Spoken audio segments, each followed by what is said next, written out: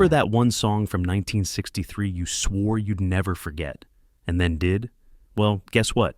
It's time to bring it back. We're diving into the hidden gems, the flash-in-the-pan wonders, and the chart toppers that came and went like a summer breeze. Some of these hits had America twisting, crying, or falling in love. Let's rewind to 1963, a year before the British invasion, when AM radios ruled and everything felt possible. Get ready, because these aren't just songs, they're time capsules. Here are 10 forgotten one-hit wonder songs from 1963 that deserve a second spin. Number 10, Sukiyaki, Kyu Sakamoto.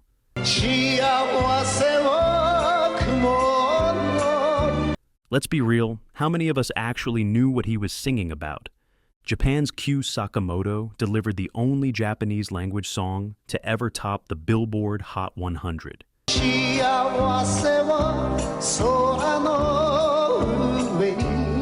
It had a lovely melody and an unforgettable whistle that made it feel like a breeze through cherry blossoms. It was light, catchy, and a little mysterious.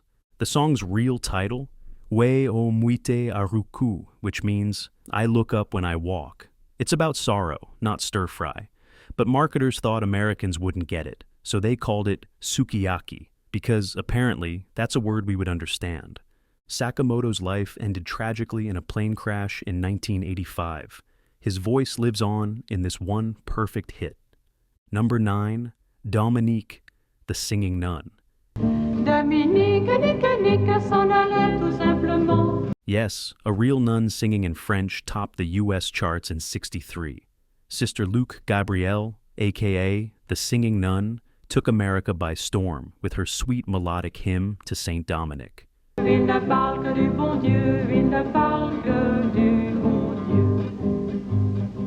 You probably remember that soft, cheerful strumming. It was everywhere. In a year filled with surf rock and sock hops, who would have guessed a Belgian nun would knock out the Beatles in Europe and grab a Grammy in the US? But behind that smile, tragedy. Fame didn't sit well with Sister Luc Gabrielle. The Vatican didn't like her new direction, and she spiraled into financial and emotional distress. She died in obscurity in 1985. A song that once brought joy became a haunting memory, and yet, play it today and just watch the nostalgia hit. Number 8, Hey Paula, Paul and Paula. Love means planning a life for... This one's like a Valentine you kept folded in your wallet for decades. Paul and Paula weren't even their real names. They were Ray Hildebrand and Jill Jackson.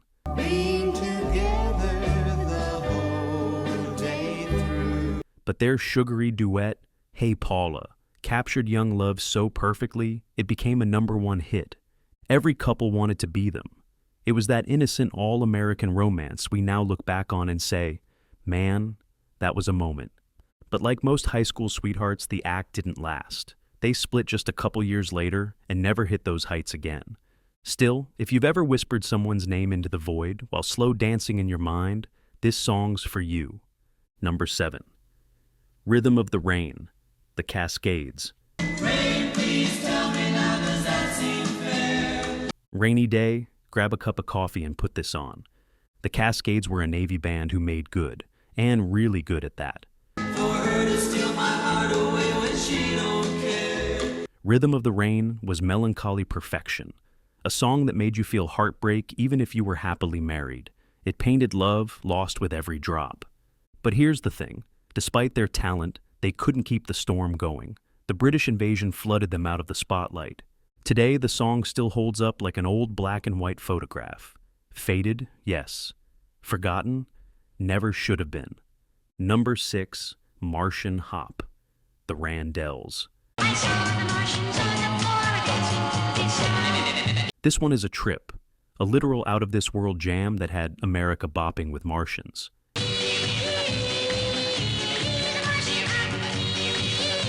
In 1963, science fiction was creeping into pop culture. The Randells gave us a novelty song that asked, what if Martians could dance? Turns out they could, and so did we. The song had weird synths and beeps that felt futuristic, at least for a minute. It was fun, goofy, and didn't take itself seriously. That's probably why it only had one hit in it. but it left a UFO-shaped imprint on pop music. Remember when music could just be fun without being profound? Number 5. Popsicles and Icicles, The Mermaids. Written by David Gates, who later formed the band Bread. This sweet song by the Mermaids felt like a sun-drenched teenage dream. They were barely out of high school when they hit it big. And then, nothing. Zero. Zip. The Mermaids got lost in a sea of girl groups and record label chaos, but their single still evokes the sparkle of a first crush and a summer that went too fast. Want a time machine? Just press play. Number 4. Two Faces Have I, Lou Christie.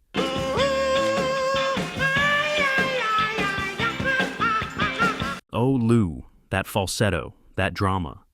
Two Faces Have I was all over 1963, part doo-wop, part rock, all heartbreak. Two faces have I, no, no, no. It had that teenage torment vibe that was so relatable you didn't care. It sounded like he was being dumped while walking through a tunnel. Christie actually had a few later hits, but this one defined his legacy.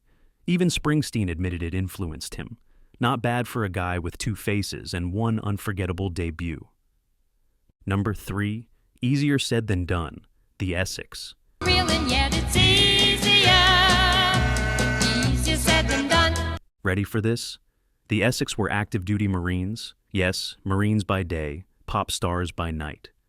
Easier Said Than Done was the definition of catchy. That tick-tick-tick intro, unmistakable. It felt effortless, like summer in a bottle. But they couldn't keep the momentum going. Military duty, poor promotion, and changing tastes pushed them into obscurity. Still, that opening beat, try not to snap your fingers. Go ahead, we dare you.